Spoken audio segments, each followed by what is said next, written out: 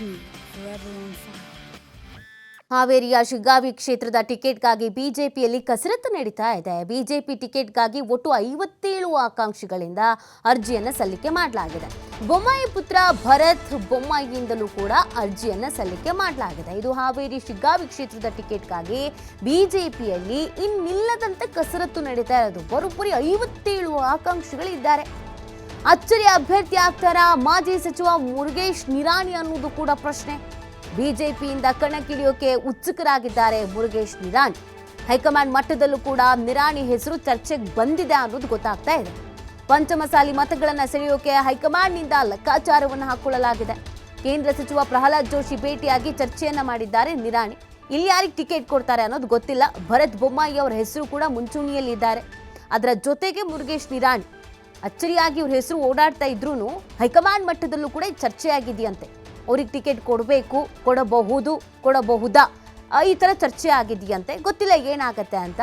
ಇದರ ನಡುವೆ ಕೇಂದ್ರ ಸಚಿವ ಪ್ರಹ್ಲಾದ್ ಜೋಶಿ ಅವರನ್ನ ನಿರಾಣಿಯವರು ಭೇಟಿ ಬೇರೆ ಆಗಿದ್ದಾರಂತೆ. ಸೊ ಏನು ನಿರ್ಧಾರಕ್ಕೆ ಬರ್ತಾರೆ? ಬರೋಬ್ಬರಿ 56ರಿಂದ 57 ಮಂದಿ ಆಕಾಂಕ್ಷಿತರಿದ್ದಾರಂತೆ.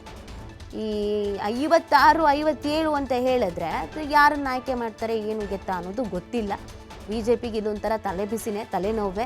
ಅದರಲ್ಲಿ ಬಸವರಾಜ ಬೊಮ್ಮಾಯಿ ಅವರ ಪುತ್ರ ಭರತ್ ಬೊಮ್ಮಾಯಿ ಬೇರೆ ಇದ್ದಾರಂತೆ. ಹಾಗಾಗಿ ಯಾರನ್ನು ಆಯ್ಕೆ ಮಾಡ್ತಾರೆ ಅನ್ನೋದು ಗೊತ್ತಿಲ್ಲ. ಹೈಕಮಾಂಡ್ ಮಟ್ಟದಲ್ಲಿ ನಿರ್ಧಾರ ಆಗತ್ತೆ. ಈ ಹಿಂದೇನು ರಾಜ್ಯ ಬಿಜೆಪಿ ನಾಯಕರು ಹೇಳಿದರು, ನಮ್ಮದೇನು ಪಾತ್ರ ಇಲ್ಲ, ಹೈಕಮಾಂಡ್ ನಾಯಕರು ಯಾರ ಹೆಸರನ್ನು ಸೂಚಿಸ್ತಾರೋ, ಯಾರ ಹೆಸರನ್ನು ಅನೌನ್ಸ್ ಮಾಡ್ತಾರೋ ಅದೇ ಅಂತಿಮ, ಅದೇ ಫೈನಲ್ಲು ಅಂತ ಹೇಳಿದರು. ಸೊ ಹಾಗಾಗಿ ಯಾರನ್ನು ಆಯ್ಕೆ ಮಾಡ್ಕೊಳ್ತಾರೆ ಅನ್ನೋದು ಗೊತ್ತಿಲ್ಲ. ಕಾದು ನೋಡಬೇಕಾಗಿದೆ. ಸಾಕಷ್ಟು ಕುತೂಹಲಕ್ಕೆ ಕಾರಣವಾಗ್ತಾ ಇದೆ. ರಾಜ್ಯ ಬಿಜೆಪಿ ನಾಯಕರ ಬಳಿನೂ ಕೂಡ ಅನೇಕ ಆಕಾಂಕ್ಷಿಗಳು ಮನವಿ ಮಾಡಿಕೊಂಡಿದ್ರು, ನಮ್ಗೆ ಅವಕಾಶ ಕೊಟ್ಟು ನೋಡಿ, ಇದೊಂದು ಬಾರಿ ಅವಕಾಶ ಕೊಡಿ ಅಂತ. ಆಗ ಅವ್ರು ಹೇಳಿದ್ದು ಹೈಕಮಾಂಡ್ ನಾಯಕರಿಗೆ ಏನು ಹೇಳ್ತಾರೋ ಅದೇ ಫೈನಲ್ಲು ಅಂತ. ಇನ್ನು ಈ ಬೆಳವಣಿಗೆಗೆ ಸಂಬಂಧಪಟ್ಟಂತೆ ನಮ್ಮ ಪ್ರತಿನಿಧಿ ಯಲ್ಲಪ್ಪ ವಿವರಣೆಯನ್ನು ನೀಡಿದ್ದಾರೆ, ನೋಡೋಣ ಬನ್ನಿ.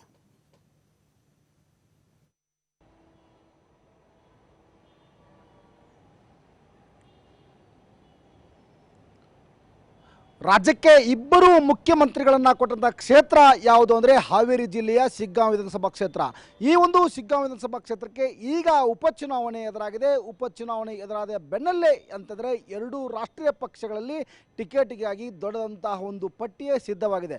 ಕಾಂಗ್ರೆಸ್ನಲ್ಲಿ ನೋಡಿದಾಗ ಬರೋಬ್ಬರಿ 18 ಜನ ಇಲ್ಲಿ ಅಂದರೆ ಟಿಕೆಟ್ಗಾಗಿ ಅರ್ಜಿಯನ್ನು ಸಲ್ಲಿಸಿದರೆ, ಬಿ ಜೆ ಪಿಯಲ್ಲಿ 57 ಜನ ಟಿಕೆಟ್ ನನಗೆ ಬೇಕು ಅಂತೇಳಿ ಒಂದು ಮನವಿಯನ್ನು ಸಲ್ಲಿಸಿದ್ದಾರೆ, ಅರ್ಜಿಯನ್ನು ಸಲ್ಲಿಸಿದ್ದಾರೆ. ಅದರಲ್ಲಿ ಪ್ರಮುಖವಾಗಿ ಯಾರ್ಯಾರು ಅಂತ ನೋಡಿದಾಗ ಮಾಜಿ ಮುಖ್ಯಮಂತ್ರಿ ಮತ್ತು ಸದ್ಯ ಹಾವೇರಿಯ ಸಂಸದ ಬಸವರಾಜ ಬೊಮ್ಮಾಯಿ ಅವರ ಸುಪುತ್ರ ಇಲ್ಲಿ ಅಂದರೆ ಭರತ್ ಬೊಮ್ಮಾಯಿ ಅವರ ಹೆಸರು ಇದೆ. ಇನ್ನೊಂದು ಕಡೆ ಅಂತಂದರೆ ಈಗ ಹೆಸರು ಕೇಳಿ ಬರ್ತಾ ಇರೋದು ಮುರುಗೇಶ್ ನಿರಾಣಿ. ಇದೇ ಒಂದು ಕಾರಣಕ್ಕೆ ಈಗ ಅಂದರೆ ಶಿಗ್ಗಾಂವ್ ವಿಧಾನಸಭಾ ಕ್ಷೇತ್ರಕ್ಕೆ ಇಷ್ಟೊಂದು ದೊಡ್ಡ ಡಿಮಾಂಡ್ ಬರಲಿಕ್ಕೆ ಕಾರಣ ಏನು ಅಂತಾರೆ, ರಾಜ್ಯದಲ್ಲಿ ಒಟ್ಟು 3 ಉಪಚುನಾವಣೆ ನಡೀತವೆ. ಆ 3 ಉಪಚುನಾವಣೆಯಲ್ಲಿ ಶಿಗ್ಗಾಂವ್ ವಿಧಾನಸಭಾ ಕ್ಷೇತ್ರ ಸಾಕಷ್ಟು ಇಲ್ಲಿ ಅಂದರೆ ಪ್ರತಿಷ್ಠಿತವಾದಂತಹ ಕ್ಷೇತ್ರ.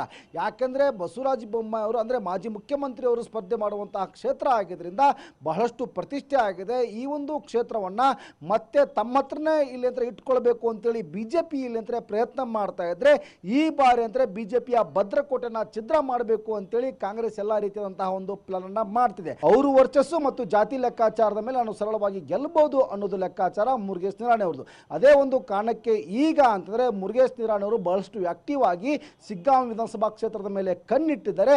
ಆದರೆ ಹೈಕಮಾಂಡ್ ಇಲ್ಲಿ ಅಂದರೆ ಯಾರಿಗೆ ಮಣೆ ಹಾಕುತ್ತೆ? ಯಾಕಂದರೆ ಇಲ್ಲಿ ಮಾಜಿ ಮುಖ್ಯಮಂತ್ರಿಗಳು ಇಬ್ಬರು ಸುಪುತ್ರರು, ಒಂದು ಕಡೆ ಅಂತಂದರೆ ಬಸವರಾಜ ಬೊಮ್ಮಾಯಿ ಅವರ ಸುಪುತ್ರ ಇಲ್ಲಿ ಅಂದರೆ ಭರತ್ ಬೊಮ್ಮಾಯಿ, ಇನ್ನೊಂದು ಕಡೆ ಅಂದರೆ ಜಗದೀಶ್ ಶೆಟ್ಟರ್ ಅವರ ಸುಪುತ್ರ ಇಲ್ಲಿ ಅಂದರೆ ಸಂಕಲ್ಪ ಶೆಟ್ಟರ್.